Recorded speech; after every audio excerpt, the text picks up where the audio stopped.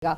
जब हम civil military relationship की बात करते हैं तो हम दो लोगों की बात करते हैं, एक तरफ मिलिट्री होती है, एक तरफ हमारी सिविल गवर्नमेंट होती है, और ताली हमेशा दोनों हाथों से बजती है। तो आपको लगता है आने वाले दिनों में जो ताली है दोनों हाथों से बजेगी और हम स्मूथ चीजों की तरफ देखिए चलेंगे? होता क्या है, जैसे कि आज मियां नवाज शरीफ जो हैं वो मेरिट के ऊपर काम नहीं करते। वो आमतौर पर जो है सिफारिश पर या ज़ाती दोस्तों को नवाजने पर और पर्सनल फेवर देने पर जो है वो तवज्जो रखते हैं।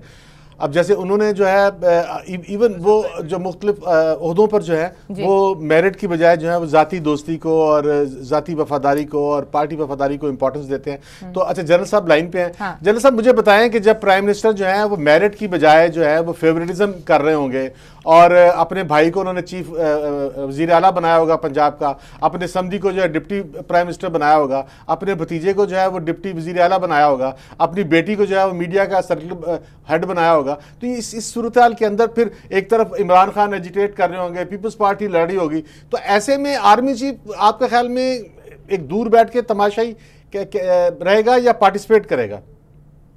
जी, मेरा ख्याल ना तमाशाई होंगे ना पार्टिसिपेट करेंगे, उसके दरमियान भी एक रास्ता होता है। वो कौन सा रास्ता? जावेद साहब वो रास्ता में समझाएं जरा आज।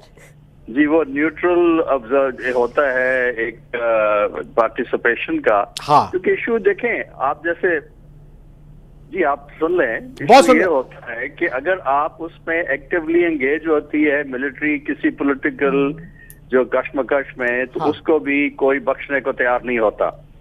और अगर वो नहीं होते हैं तो फिर अगर हालात बिल्कुल काबू से बाहर जाने की एक नौबत आ जाती है तो फिर दे आर ड्रैग्ड इन।